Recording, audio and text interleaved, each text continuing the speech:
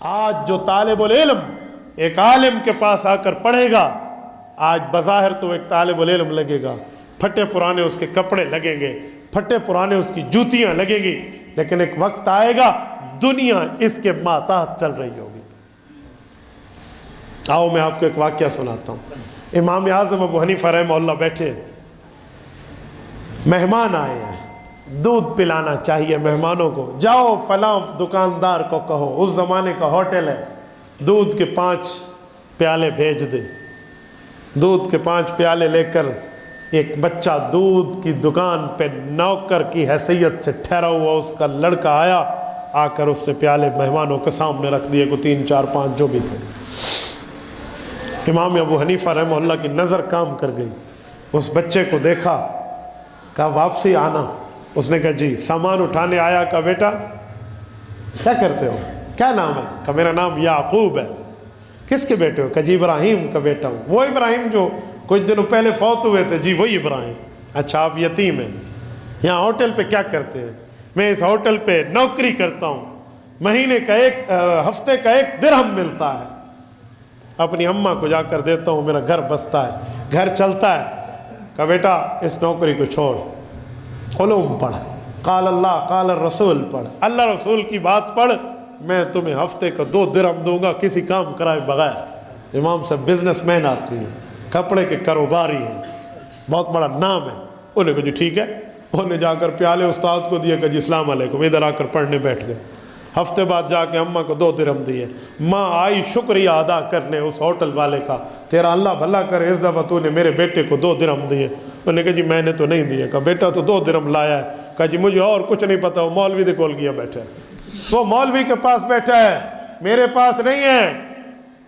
یعقوب کی والدہ ام یعقوب آ کے امام ابو حنیفہ کو کہتی ہے تو مولوی ہے، میرے بچے کی زندگی کیوں خراب کر رہا ہے؟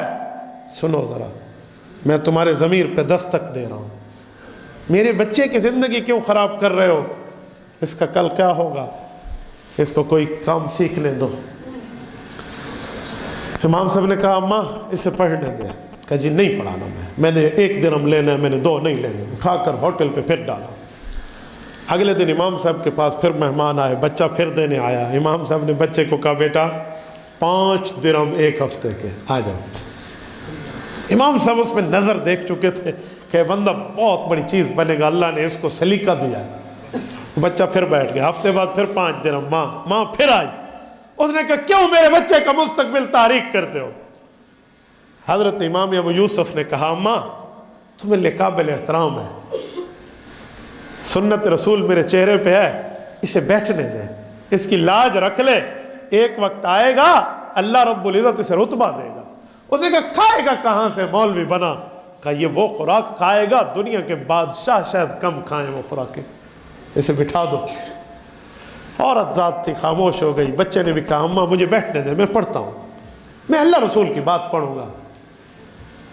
میرے دوستو ایک وقت آیا، اس بچے کو رب نے عالم، فاضل، فقیہ، محدث، مفسر، اصولی بہت بڑے رتبے پر فائز کیا، اور یہ امام صاحب کا شاگرد آج دنیا اسے قاضی ابو یوسف کے نام سے جانتی ہے۔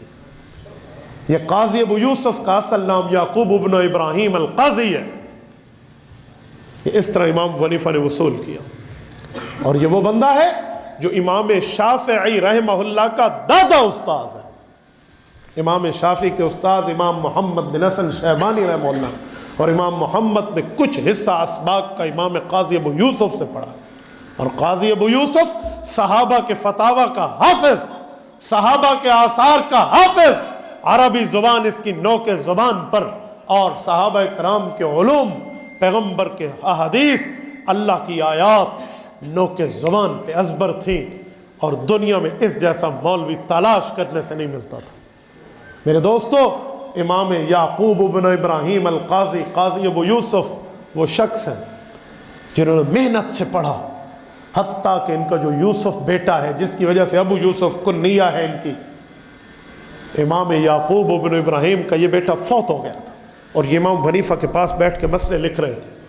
جب بتایا گیا کہ بچہ فوت ہو گیا، کہا آج تو فوت ہو گیا، بھائیوں کو کہا، باقیوں کو کہا جنازہ پڑھ لو، وہ فرض کفایہ ہے، میں آ جاؤں گا، لیکن مجھے اپنے استاد صحابہ کے شاگرد امام ابو حنیفہ کے مسائل لکھنے دو، شاید یہ مجھ سے رہ جائے۔ اتنی محنتیں لگی ہیں علوم پر، ایسے کوئی عالم فاضل بن کے آپ کے سامنے نہیں بیٹھتا۔ اور ایک وقت آیا جب دنیا میں ایک عہدہ کریٹ ہوا، آج سے پہلے وہ اسلامی سلطنت میں عہدہ نہیں تھا، اس عہدے کا نام تھا قاضی القضات۔ یہ عباسی دور میں ہارون الرشید کی خلافت پہ قائم ہوا ہے، اس سے پہلے اس دھرتی پہ قاضی القضات نامی کوئی منصب موجود نہیں تھا۔ قاضی القضات کا مطلب دنیا اسلام کے جتنے قاضی جسٹس جج ہیں ان میں ایک قاضی سپریم کورٹ کے طور پہ بیٹھے، جسے chief justice of the supreme court کہتے ہیں، اسے عربی میں قاضی القضات کہتے ہیں۔ کس کو بنایا جائے؟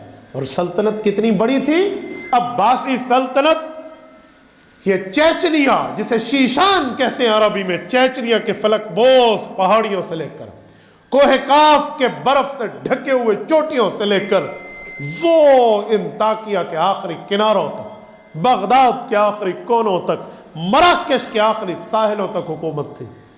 عباسی سلطنت وہ سلطنت ہے جن کے بارے میں مشہور تھا کہ ان کی سلطنت میں سورج غروب نہیں ہوتا، اگر ایک ملک میں غروب ہوتا ہے تو دوسرے بر اعظم میں طلوع ہو چکا ہوتا ہے۔ اتنی بڑی سلطنت تھی۔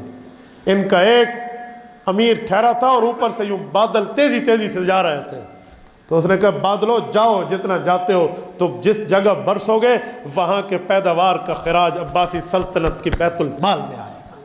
اتنے حکمرانی والے تھے لوگ۔ اس وقت کا چیف جسٹس کسے بنائے؟ سب علماء کی نظر، سب اکابر کی نظر، اتفاق اسی امام ابو حنیفہ کے شاگرد یعقوب بن ابراہیم القاضی پر نظر گئی۔ جب امام سب دنیا سے رخصت ہو گئے تھے، آئیں آپ شرعی فیصلے میں، دینی فیصلے میں، اسلامی فیصلے میں آزاد ہوں گے، آئیے آپ اس عہدے کے لائق ہیں۔ جب قاضی ابو یوسف بیٹھے، بادشاہ وقت نے ان کو فالودہ، پستہ، بادام اور اس طرح کی ایک ڈش بنا کر کھانے کے لیے بھیجی۔ یہ وہ زمانہ ہے جب پستہ، فالودہ، بادام کوئی کھایا کرتا تھا۔ آج کے دور میں چلغوزے بھی ایسے ہیں۔ میں آپ کے مجمع میں سے کسی کو کہوں نا کہ اس مہینے میں چلغوزے کس نے کھائے ہیں، کوئی ہاتھ کھڑا کر کے مجھے دکھا دیں۔ یہ میں ایک ایسے خوراک کی بات کر رہا ہوں۔ اس زمانے میں یہ پستہ، فالودہ، بادام اور یہ چلغوزے کی چیزیں بہت کم لوگ کھایا کرتے تھے۔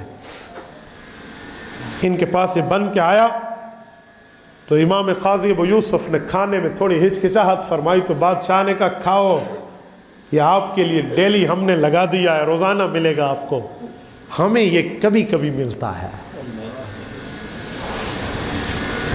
بادشاہ نے لفظ کہنا تھا، ان کی آنکھوں سے آنسو جاری۔ بادشاہ پریشان ہوا، اتنے بڑے مولوی کو ناراض کر بیٹھا ہوں، کوئی اس کی تباہ کے خلاف بات کیا بیٹھا ہوں۔ کہ جی آپ ناراض ہو گئے؟ کہ ناراض نہیں ہوا۔ رحمہ اللہ علی ابی حنیفہ، اللہ میرے استاذ مکرم پر رحمت نازل کرے، آج وہ اس دھرتی پہ نہیں ہے۔ اس نے اس وقت میری اماں کو، جب میں یتیمی کے عالم میں، میری اماں کو کہا تھا اسے علم دین پڑھنے دے، ایک وقت آئے گا تیرا بچہ وہ خوراک کھائے گا جو بادشاہوں کو بھی کم میسر ہوگی۔ آج میرا استاذ ہوتا اس کی آنکھیں ٹھنڈی ہو جاتی۔ میرے دوستو، علوم دین کی بنیاد پہ چلنا اتنی بڑی بات ہے۔ اور سنیں، یہ کوئی پھولوں کی سیج بھی نہیں ہے، بعض اوقات کانٹوں کا راستہ بھی آ جاتا ہے۔ اس جذبہ گلبوسی میں کچھ کانٹے بھی چھپ جاتے ہیں۔ وہ کیا ہے؟ ہاں، جب دین پر بات آئے پھر عالم کو ڈٹ جانا ہے، کٹ جانا ہے، پیچھے ہٹ جانا بھی نہیں ہے۔ جب بہت بڑا منصب ملا تو بہت بڑی ذمہ داری بھی ملی۔